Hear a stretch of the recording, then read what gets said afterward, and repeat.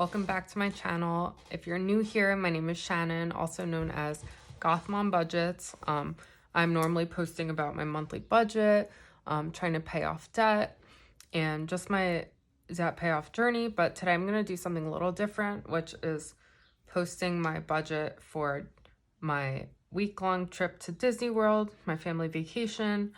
I booked this a year and a half ago, so I just want to show you guys what my initial thoughts were budget-wise and then where it actually ended up. So I have 6 categories here, and we're just going to go through them one by one, line by line, and talk about what I budgeted and why, and then I'll tell you guys what I actually spent. So starting with hotel, I've always stayed on Disney property every time I went. They have a bus service that takes you anywhere. The buses run constantly, so I just thought that made more sense for us. Like, I wanted to splurge on staying on the property instead of staying off property, but we did opt for a moderate resort, which is, I don't want to call it budget, but it's one of the less expensive ones.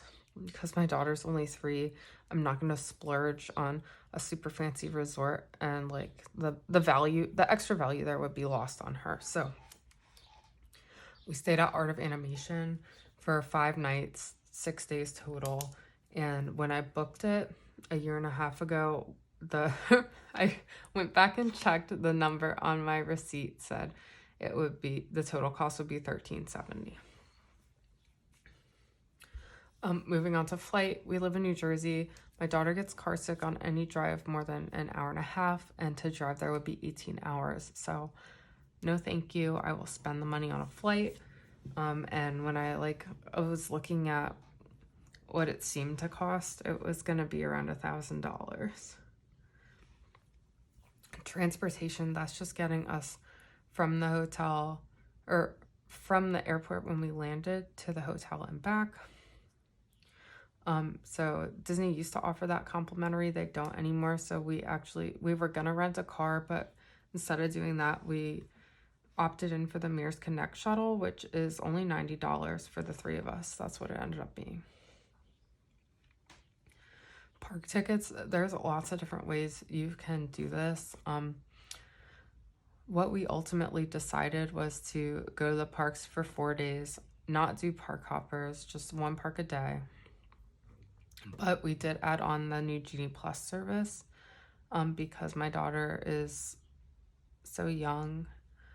I wanted to be able to spend less time waiting in line and more time doing things, which it was my first time ever using it, but I definitely feel like Genie Plus allowed us to do that way.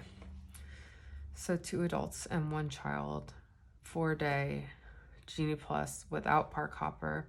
When I bought them through this website, Undercover Tourist, which I'll link in the description box, it ended up being $16.95.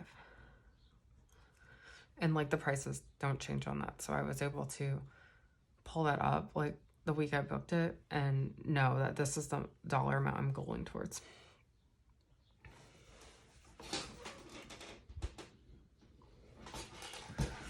Reservations, or dining in general. So there were 3 reservations we ended up getting, and you can't book reservations until 2 months before your trip. But things I really wanted to do, which was something in Magic Kingdom, either Be Our Guest or Cinderella's Royal Table, which we ended up getting Cinderella's Royal Table.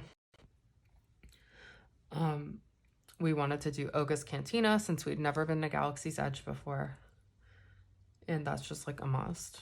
And then last, like my personal kind of tradition that we had growing up that I wanted to carry on was getting Chef Mickey's breakfast, which is character dining with Mickey, Minnie, and the friends, and also the food is just really good.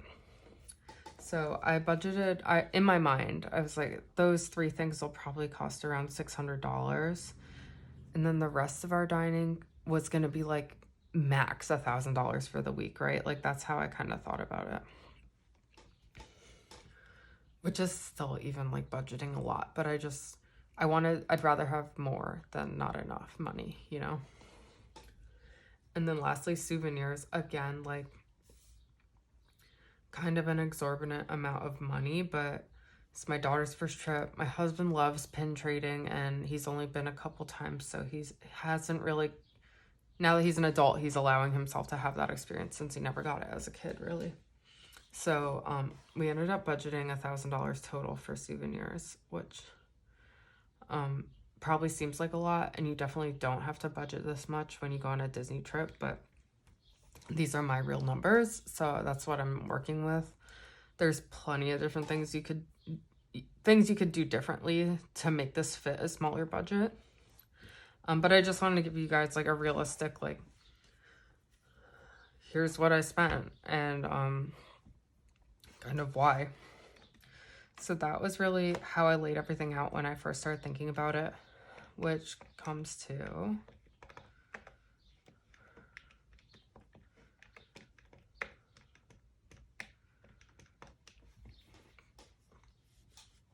the grand total was $6,755. And I did end up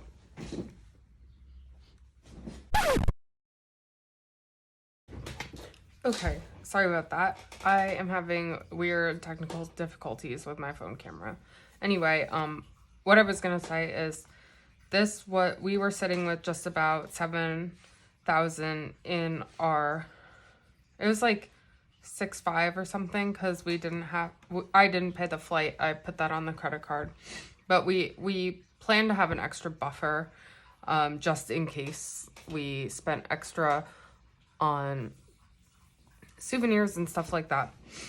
So before my camera turned off, I started filling in the actuals. So I have this card to block it as I talk through everything. So we can start with the hotel. When I got this quote, when I booked the trip, I thought it includes sales tax. What it doesn't include is like the resort taxes that the state of Florida puts on things. So instead of being $1,370, we actually ended up paying a little over $1,600. So that was a little bit of a surprise at checkout, but like I said, not anything we weren't like prepared for. Kind of unfortunate, but whatever. The flight, if you follow my budget videos, you will have seen that I was paying a JetBlue card for a little bit. When I went to buy the flight, it was just slightly over $1,000 after taxes, but they were offering $250 statement credit to anyone who opened a JetBlue card. So I decided to do that to help the cost of our flights. So it ended up being, I'm going to use the number 800 since I did pay a little bit of interest on it. And once my tax return came through, I finished paying it. Transportation, the Mears Connect did actually cost $90, so there's no difference there. Park tickets also cost exactly what I budgeted for through undercovertourist.com. And this, like, not sponsored, I just love that site. As far as reservations go, we actually did come very close to that. And this was kind of easy to budget for because all the menus and pricing are online. So if you know where you really want to go, like Cinderella's Royal Table is like a fixed price, and then you can get wine. But like even that, like you could look at the wine flights or just a glass of wine and what it costs and kind of approximate. So same with Chef Mickey's, like that's family style, all you can eat, and it's one price. So you can also estimate like, okay, that's what I would pay if I tip 20% or whatever. You can approximate it pretty well. So we came in just slightly under. Quick service, I'm still shocked that we spent this much. Like we bought a lot of snacks for the room and stuff. I totally thought I was like going overboard with this budget, and it turns out I was kind of close. Like we still underspent to it, but we kind of ate a lot of food and had a lot of drinks there, and the drinks not only aren't very alcoholic, like they taste great, but it's like, did I even drink alcohol? But they're also like $18 a drink, so it definitely racks up quick. But it was I mean, a great experience. We had so much fun. So like, I don't regret what we spent, but I was shocked that we actually got that close to this $1,000 number that I thought was so lofty. And then, okay, so that was everything I had filled in before my camera died. So the last part of all of this is souvenirs. So like I think I mentioned, my husband loves pin trading. He got my daughter into pin trading, and those pins, they're not really cheap. Also, like I said, it was our first time back since Galaxy's Edge opened. He was so excited to build a lightsaber.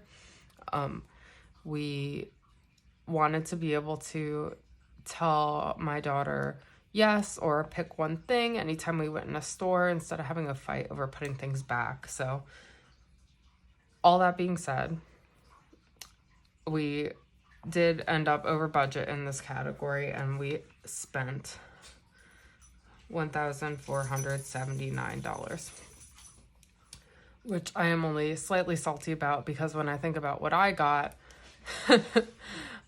it wasn't a lot of this number. I'll just say that. I think I came home with a shirt, a pair of ears, and like 2 pin packs, which was definitely, of this, I think I was like less than $200. So it's fine. My spending for myself was definitely on the snacks and drinks. So it's fine. This definitely seems like a lot, but it's a trip that we're not going to be able to take again for a while. And when we were planning for it, we knew we wanted to like go above and beyond. And honestly, like, we're kind of in the middle of the spectrum, I'd say. Like, I've seen people plan Disney trips that are shorter, spend like $2,000 because they buy budget airfare and stay off property, but they still have so much fun in the parks. And I've seen people who stay at the Grand Floridian, and which is like the most expensive hotel on property, and buy park hoppers and like have all these reservations and are just living large, and it's so easy to burn money there. So I really feel like even though this added up, we got a lot of bang for our buck. It's just like so many core memories. We had so much fun. And in the end, I really just wanted to show you guys like realistically what Disney actually costs these days. Like, it can be a cheap vacation, but generally it's not. I don't want to say it's not. It can be. But personally, I don't go there expecting to not spend money. So that's kind of why this budget looks this way. So last but not least, let me add up the total and see just how far over I really was.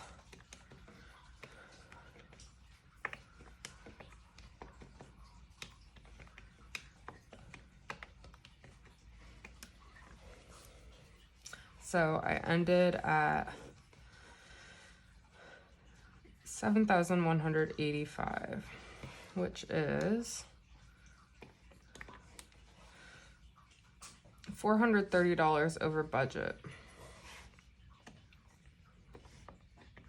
which sounds like a lot, but that's 6.4% over budget. So when we're talking about numbers upwards of $5,000, being 6% over isn't like it's not the worst. What's the word I'm looking for? It's not the worst like margin of error. That's what I was thinking of, margin of error. So, I mean, there's definitely ways we could have done this differently.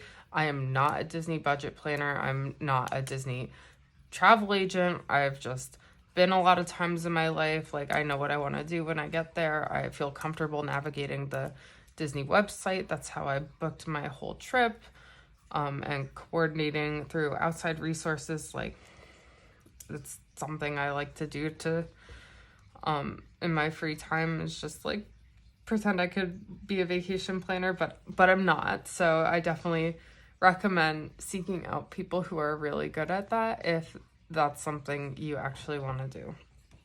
But I'm always happy to answer questions or even just have conversations, because I low-key like love Disney. I would love to talk about like what's your favorite park, what's your favorite ride in your favorite park, even what's your favorite Disney snack, because like I'm team Dole Whip over here, and honestly, like, get those Mickey ice cream bars away from me. They are so messy and so melty, and I'll never eat one. Also, the Rice Krispie treats, all-time fave. I always have to bring one home on my trip because I just love them so much.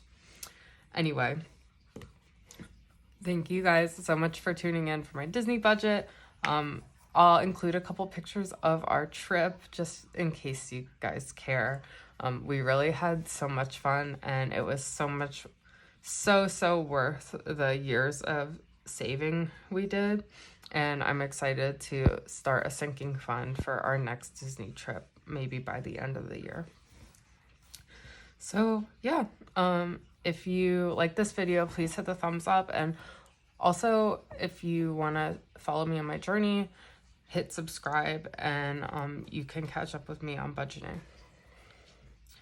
But yeah, thank you guys so much for watching. Bye.